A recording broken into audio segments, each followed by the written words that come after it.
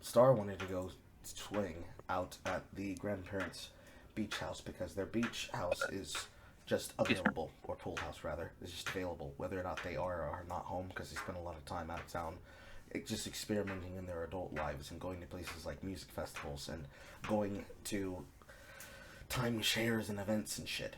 And they had an IPA. Based old people shit. Got it. Yes, they had an IPA and a pale ale inside of the refrigerator. I grabbed alongside a fucking White Claw, and I felt bad because I took one sip of that shit and I'm like, this tastes like straight piss. I can't fucking down this. I cannot bear it. And I felt bad pouring it all out because I'm pretty sure a pale ale or an IPA is about $5 to $8. I'm like, now this entire can could have been a Big Mac. That's so fucking depressing. I was so upset at myself because I don't like wasting shit. Barely. I feel you so hard right now. Like, I felt like I was wasting people's money. It's not even my alcohol. So I felt double bad. Yeah, you know what? That's like the same, like, that's like the same logic I had with, like, some Everclear, because my ex-wife tried to take a full shot of Everclear. Clearly could not. So I had to pick up the slack for her and finish off 3/4 of the shot. Why would you do that? Listen, we can't pour the alcohol back in. It's already been touched by lips and saliva. I feel like there should be a rule inside of a bar. You can't finish a shot that you paid for. You have to be forced to take that shit in a water bottle. We were at the comfort of our home. So Okay. there was no worry about being like too belligerent and shit like that. And even then, I'm not really much of a belligerent drunk. I'm more like, it's more like I get sassy. I see. And I'm just gayer and sassier than I usually am if I'm actually drunk. You become a white girl. Got it. You ironically become an Alanis Morissette white girl. Fuck you. Anyways, I don't think this is enough to get me going since it's just a 16-ounce can, but I've also haven't drank in like a while. This is a great relief and a great disappointment, I'll have you know. It is what it is, man. It is what it is. I don't know what to tell you. It is what it is. I mean, I don't know if you heard, Carl, but like, I got this beer that's like basically like the Arizona of beers. The Arizona beers. Yeah, a 16-ounce can is going for 93 cents. Wow. And the 24-ounce big boy is going for $1.50. Wow. Don't let the African American community hear about that. They already know. It's in a little bodega that I'm kind of working at now. You know, we almost were in control over Fent, but now I guess we're just gonna go ahead and go the way of the dodo.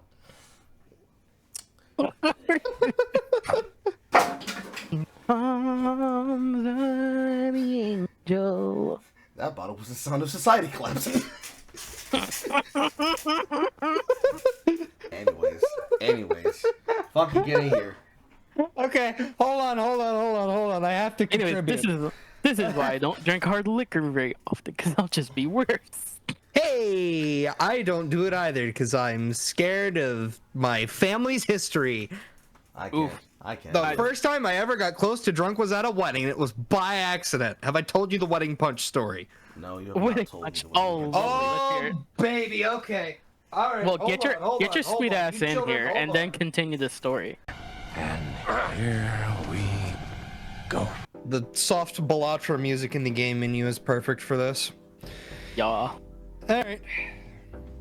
Settle down, kids. Time for Uncle Funk to tell a story. Sure. So, I was at my cousin's wedding. We were having the cousin's wedding in my aunt's barn in a flat field in Kansas. Lovely. All right, amazing venue. It was sunset in Kansas with waving grassy fields up to your chest. It was amazing. Oh, so it must have felt phenomenal outside. Oh, it was great. It was in October. In Kansas. Even better. Continue. Beautiful ones. All right. So my aunt turns to start prepping all of the stuff we were going to have in the barn, right? And she tells her and hands her all the supplies for the wedding punch, which is being put in one of those, mason jar pitchers. Oh God. Just gives the instructions, says, go dump this in there. And so my slightly younger than me cousin goes over and did not ask for a measurement, just went for it, sent it. He's inside So server, that we had a... He's inside the server, by the way. Yes, he is. Yes, you are. You didn't tell us. Oh. Well, I'm here. Okay. He is here. That means you can get in now. Timer's already started. Continue. Continuing on. So, we had this... I don't remember what all was in it. I wish I remember what all was in it, but it had like this lime mix in it, which made it taste mostly like lime. The color was brown. Just straight up brown with a slightly greenish hue. And it did not taste like alcohol whatsoever, but it was probably somewhere around 6 to 10% alcohol by volume, if I had to guess. I just got a crash report. People. Warning. Lovely. Anyway, continuing on. I was the only one who was pretty much brave enough to drink the stuff. So, to quote the gay not gay radio host on Frasier, something along the lines of horrendous color, ghastly taste, and a kick that is simply heaven. That is my most accurate description of that mystery punch. To which my cousin later went and opened the little jug where all the punch was, and she said, and I quote, "You jungle juiced my wedding." Didn't realize how bad it was until I was quite social. The more I drank it, the more social and happy I got, which is probably a good thing that I'm a happy drunk.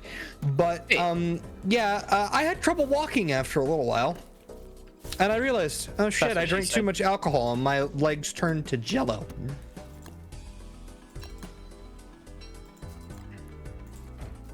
That's what it normally does. The scary part is I still had my head, like I could think perfectly fine. Was not impaired at all in that regard. I was just stumbly.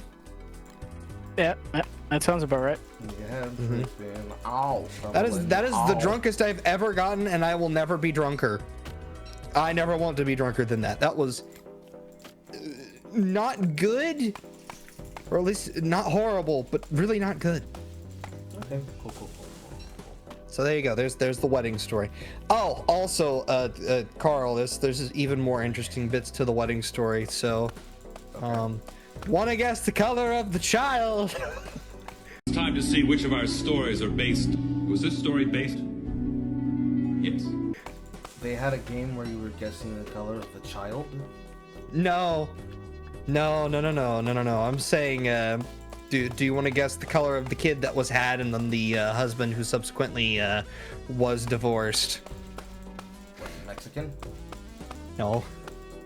My cousin's half Cuban, though. White. No. Black? Was it after? Yeah. Well, many such cases. That's racist!